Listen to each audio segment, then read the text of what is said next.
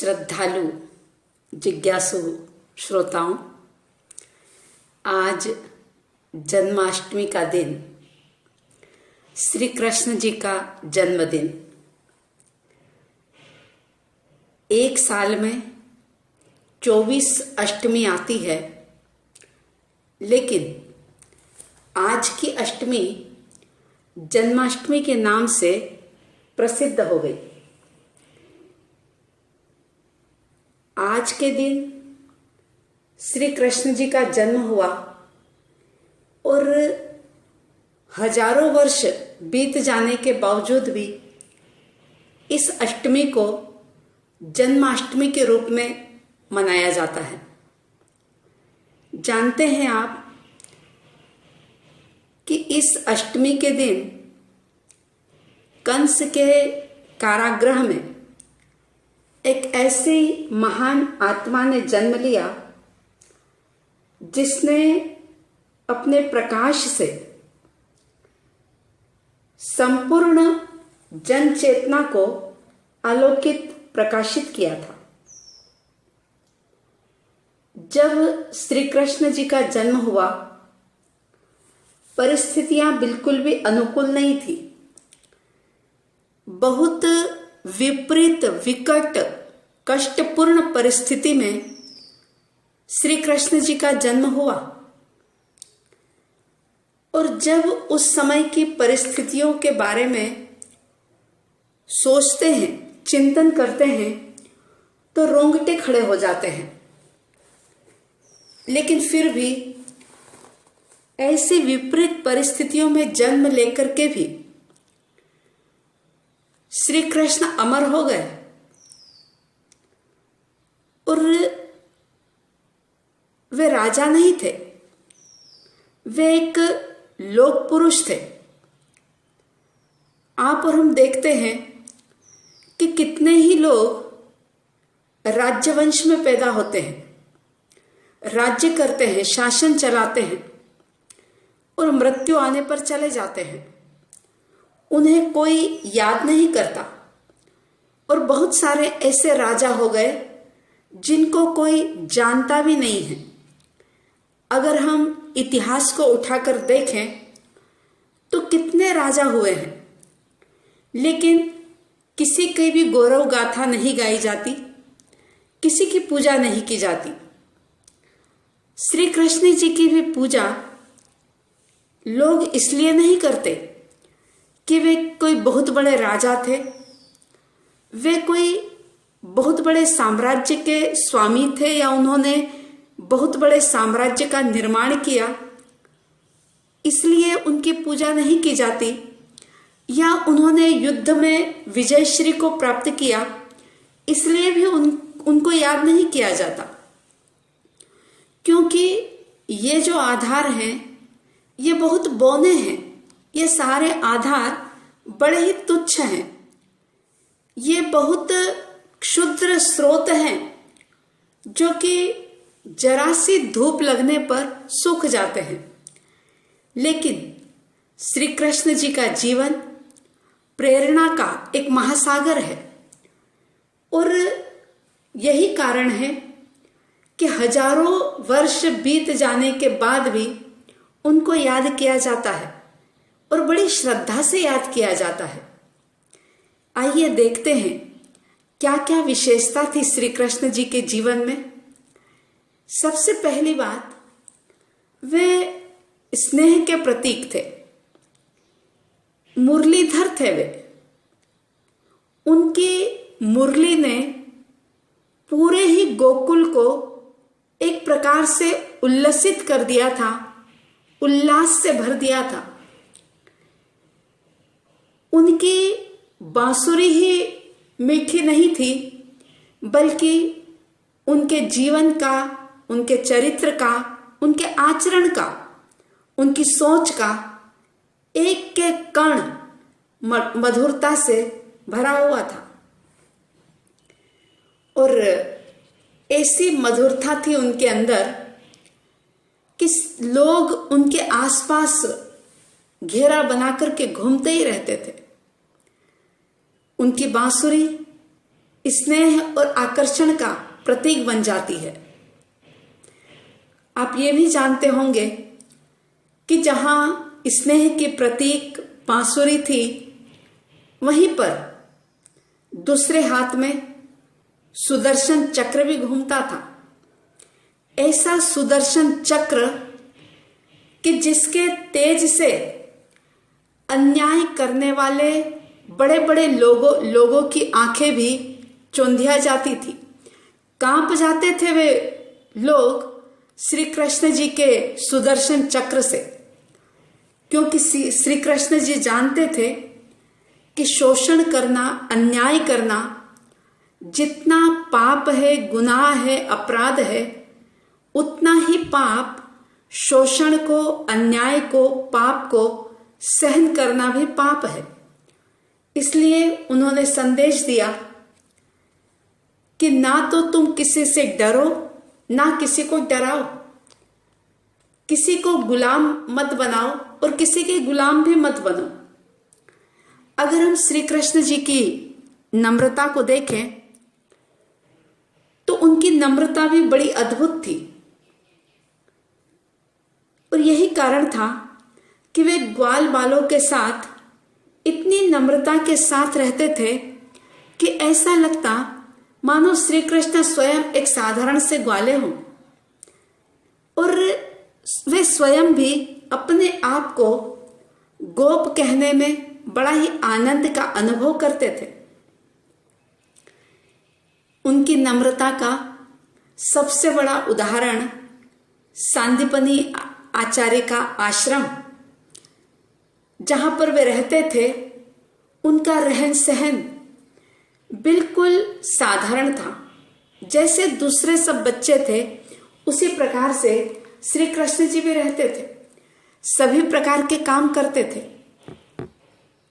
आश्रम में झाड़ू लगाते थे, पानी भरते थे, समिधा एकत्रित करते थे, और ये सारे काम बड़े ही विनय के साथ, नम्रता के साथ, बिना किसी ननुनच के करते थे। और इतना ही नहीं, सुदामा जैसे गरीब ब्राह्मण कुमारों के साथ भी एक ही आसन पर बैठ करके वो पढ़ते थे। और बहुत गहराई से अगर हम देखें तो श्री कृष्ण जी के किसी भी आचरण से ऐसा आभास तक नहीं हो सकता था कि दूसरे विद्यार्थी कोई गरीब हैं और वे अमीर हैं। बहुत बड़ी महानता थी ये उनमें, जो कि आज लोगों में दिखाई नहीं देती। जरा सा कुछ मिल जाता है, उपलब्धि हो जाती है, व्यक्ति फूल जाता है, भूल जाता है कि किसने उसको ऊपर उठाया है। और ये महानता उनकी जीवन के अंत तक बनी रही।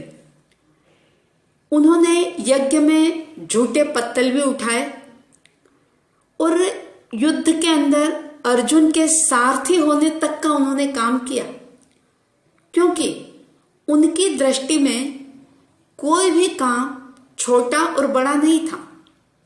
और वास्तव में देखें तो काम कभी भी छोटा या बड़ा नहीं होता।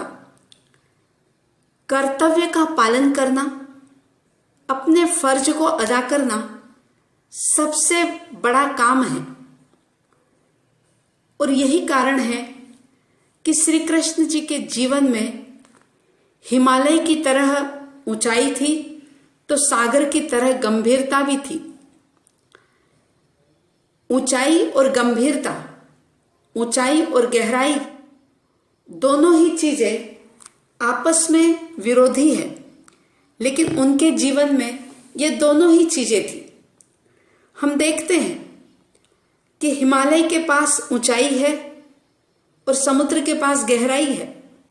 हिमालय के पास गहराई नहीं और समुद्र के पास ऊंचाई नहीं, क्योंकि इन दोनों का मेल बहुत कम दिखाई देता है।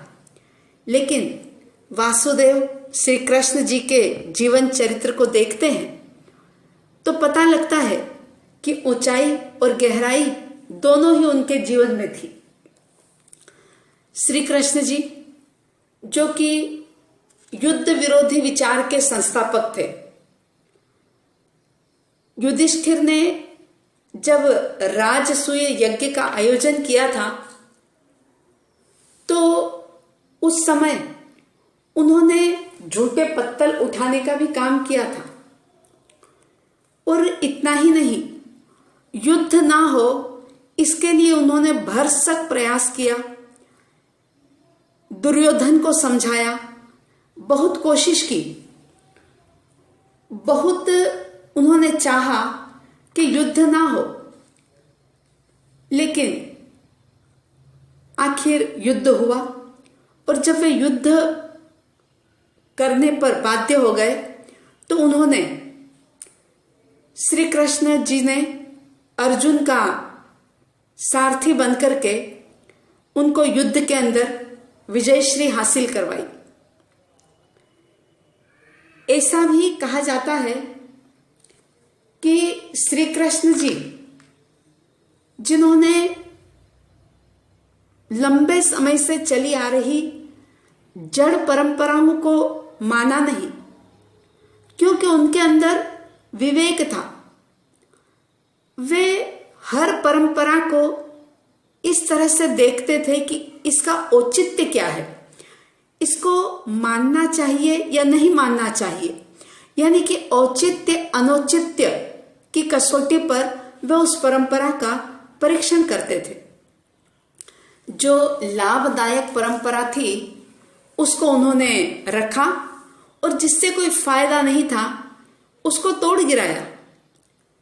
और जब उन्होंने लंबे समय से चली आ रही परंपराओं को तोड़ा तो स्वाभाविक था कि समाज के साथ उनको बहुत संघर्ष भी करना पड़ा।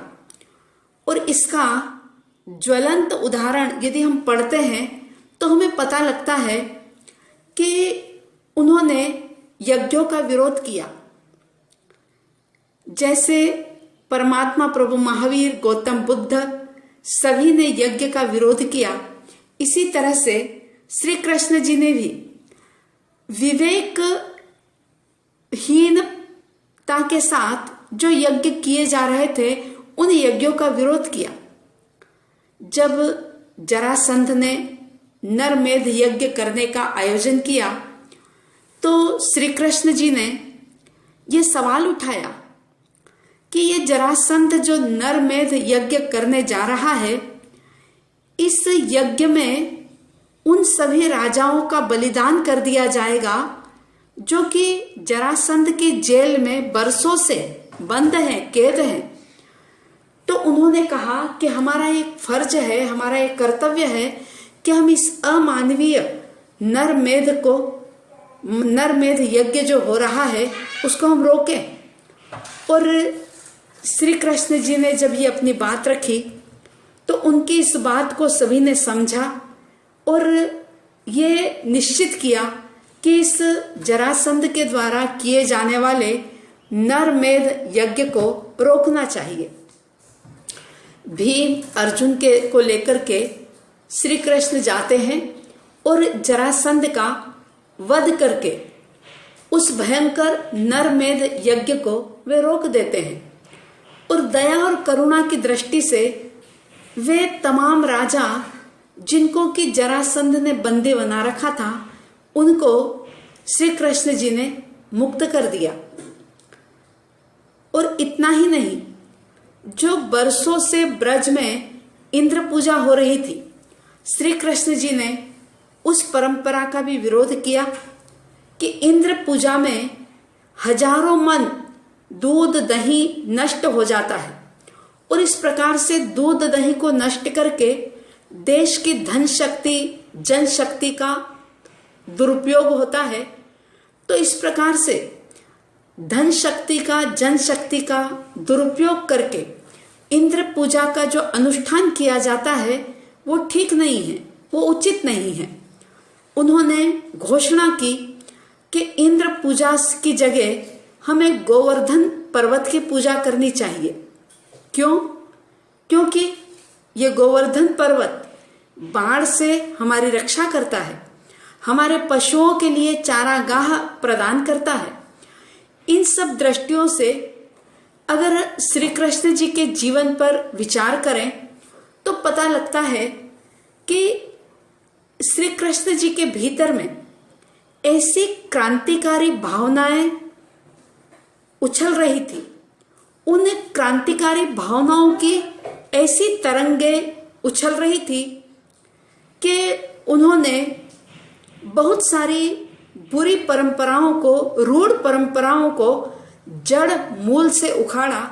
इसलिए हम ये कह सकते हैं कि वे एक बहुत बड़े क्रांतिकारी महापुरुष थे। बांसुरी और सुदर्शन चक्र ये दोनों ही उनकी क्रांति के माध्यम थे। और भी यदि हम आगे देखें तो श्री कृष्ण वासुदेव, जिन्होंने जबरदस्त धर्म दलाली की, जिसका प्रसंग अंतगढ़ सूत्र के अंदर पढ़ने को मिलता है कि कितनी दिलो जान से उन्होंने धर्म दलाली करके तीर्थंकर नाम गोत्र का बंधन किया, कैसे भक्ति की परमात्मा की, और किस प्रकार से आने वाले 24 में वे तीर्थंकर बनेंगे, तीर्थ की स्थापना करेंगे और केवली बनकर के सिद्ध बुद्ध और मुक्त बनेंगे।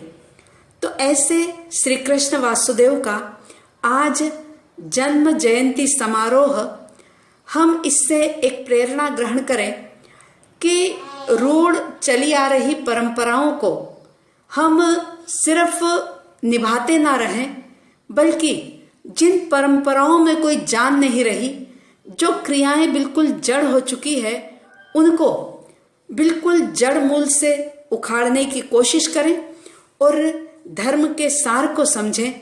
जितना हो सके धर्म दलाली करें। अगर हम अच्छा काम कर नहीं सकते तो दूसरों को करने की प्रेरणा दें। अगर प्रेरणा भी नहीं दे सकते हैं तो जो कर रहे हैं उनका हम अनुमोदन करें।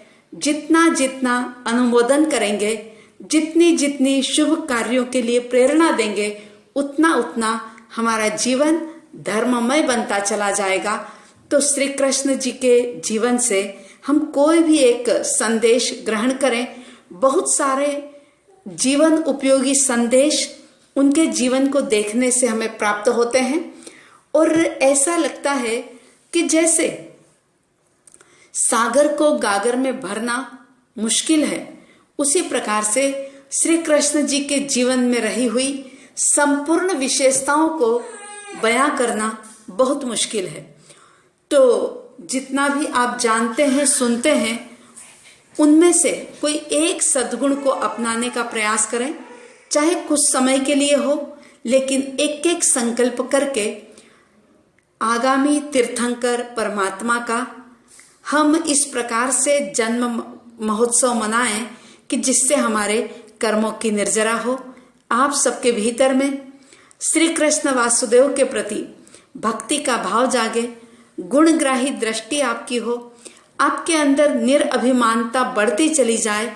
ऐसी साध्वी द्वय की तरफ से हार्दिक हार्दिक शुभ मंगल कामनाओं के साथ जय प्रभु महावीर, जय गुरु आनंद।